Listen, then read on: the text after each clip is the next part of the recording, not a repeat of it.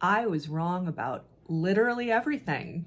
For those people who watched my NFL honors video, let's go back over what I predicted. I said DeMeco Ryans was a shoo-in for Coach of the Year. No. I said it was either going to be Mike McDonald or Ben Johnson for assistant coach. No. Thought Puka was going to take it over CJ. That was dumb of me. The DeMar Joe Flacco thing, it's whatever. I don't even want to get into that. I'm pretty sure I said TJ Watt for defensive player. I wasn't that super passionate about that, but that's been a whole like kerfuffle. And now like Micah Parsons is yelling at TJ Watt even though he didn't win. Like, people could say whatever they want, but at the end of the day, the film does not lie. Like, his presence is way more dominant than TJ Watt, and that's just the reality of it. Okay. I think offensive player was McCaffrey. That's cool. Del Reed didn't win for fan of the year, but he's telling everybody to shut up and get behind the guy who did win, so good job. The Mahomies did not win. I had no idea the Associated Press was made up entirely of Browns fans. Who knew? I had this feeling that Stefanski was going to sneak in there. I even said so on the video, but I didn't realize it was going to be so tight that he and DeMeco Ryans would have the same number of votes. And then Stefanski would win because of the tiered voting, that he got one more first place vote compared to DeMeco Ryans. That has to be heartbreaking. DeMeco's alone with his thoughts for the moment. But I have a sneaking suspicion that the Texans are going to be better next season than the Browns are. We'll see. I'll just keep being wrong about stuff, maybe, apparently, but if I'm the Bills, I'm more worried about playing the Texans than the Browns. Oh, by the way, I love Kirk Cousins. I really do. And it's cool that he was up there after the Achilles tear dancing. But was he really dancing?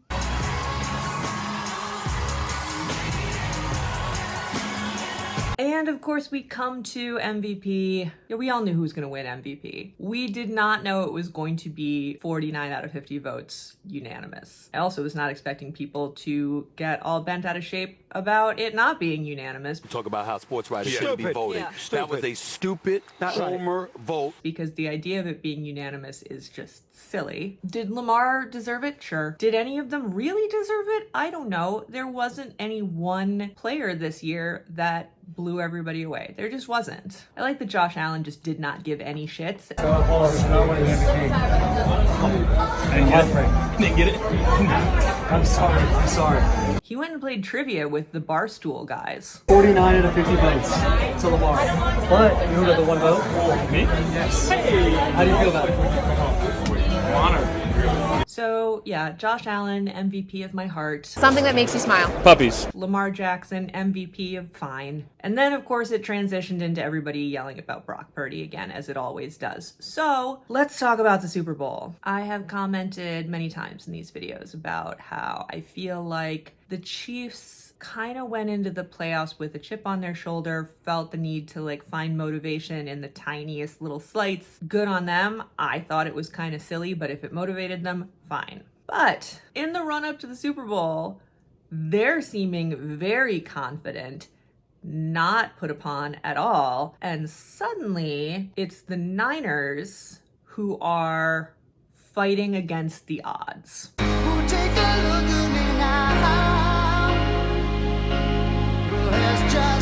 Really? Has it been super tough for you being favored in every single game you played this year, including the current one where you are up by 2 points in all of the, I don't gamble. You're 2-point favorites. You're good. Apparently the against all odds thing was based on the fact that for like 10 minutes in the middle of the Lions game, the odds were against them to win because they'd gotten down so far. That's not against all odds. That's against like one odd for like a hot second. That doesn't count. I will get behind them in saying that the thing with their practice field being no good, that's not really acceptable in the NFL. Should have figured out some way to deal with that. The Chiefs were kind of pissy to not let them share their field. I get why they did it, but it really sucks that the Niners are in that situation. The other things they're complaining about, like their alarm going off 7 minutes early. And then I sat there, I was texting the group chat of the D-line guys, and we were all complaining. Pull your shit together. I saw a really funny poll of people being asked what time their alarms went off, and like, yeah, all of our alarms go off before 7 a.m. Some of them before 6 a.m. And like, this is a big work week. Get to it. No excuses. I'm not making excuses. So I guess the question is, who am I rooting for in the Super Bowl? I was pretty adamant after the championship games and before the championship games that I was going to root for the NFC team, whether it was the Niners or the Lions. I like the Niners. I think they're a fantastic team. I think they're just stacked top to bottom. I think Brock Purdy deserves more credit than he gets. I think his story is fantastic. I can't not love a kid who beat Tom Brady in his first starting game ever after being the last person picked in the draft. Like, who doesn't love that kid? Yes, his mom dresses him and he might be a sociopath, but cool story. People in the comments have made various cases to me that I am somewhat persuaded by. I like the guys on the Chiefs. Yes, Mahomes has been driving me crazy this season. I feel like it was the first year that things weren't going his way and he did not react well to it, which is not a good look from a 30-year-old man. I like Travis Kelce, probably like Jason Kelce more than Travis Kelce, because he's showing up at Adele shows shouting about how he's an Eagles fan. Do we have, what did you say? That's entertaining to me. I just want to see the like Jason Kelce shouts across America tour. Like I'm here for that. I'm glad that if that's what his retirement looks like, I'm firmly in favor of that. I like Chris Jones. I like Pacheco. I think they're a phenomenal team and they're really likable guys. And Andy Reid. I mean, look, Andy Reid and Kyle Shanahan are both obviously superlatively amazing offensive-minded coaches.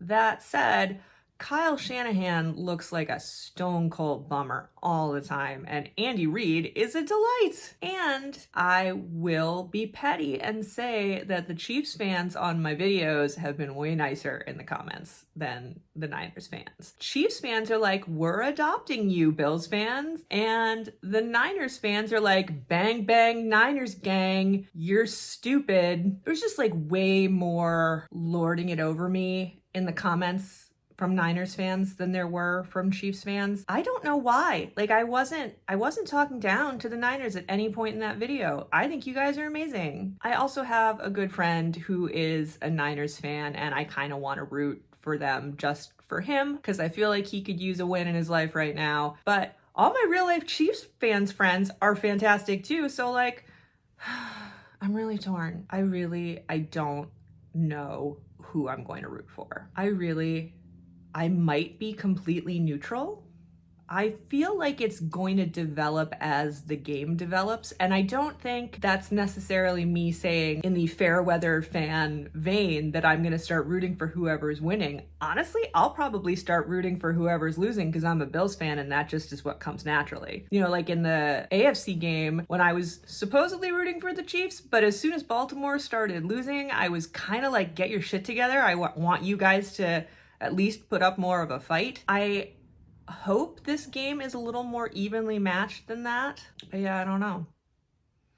I'm gonna be probably watching with some Eagles fans. Eagles! Do we have, what did you say? Who I assume will not be rooting for the Niners, but that's based on my own weird way that I deal with opposing teams in my own conference. Apparently there are a bunch of you guys out there, including my own mother, who root for your conference. Like you have loyalty to the AFC or the NFC, and that's not something that's ever really occurred to me. I don't know if that's going to be a deciding factor for me at any point. Kind of doubt it. So let's just say I'm rooting for good football, occasional shenanigans that are entertaining to one degree or another, and for Usher to perform Love in This Club with the Rock-afire Explosion band behind him. I wanna make love in this club. Wanna make love in this club. Yeah. In this club. Oh. Also, my video might involve me doing some really sad white girl sit down dance moves to Usher during the halftime show. So look forward to that. It's not gonna look good. Stay tuned. Monday we will find out if my sit down white girl dance moves are better than Kirk Cousins' pony dancing.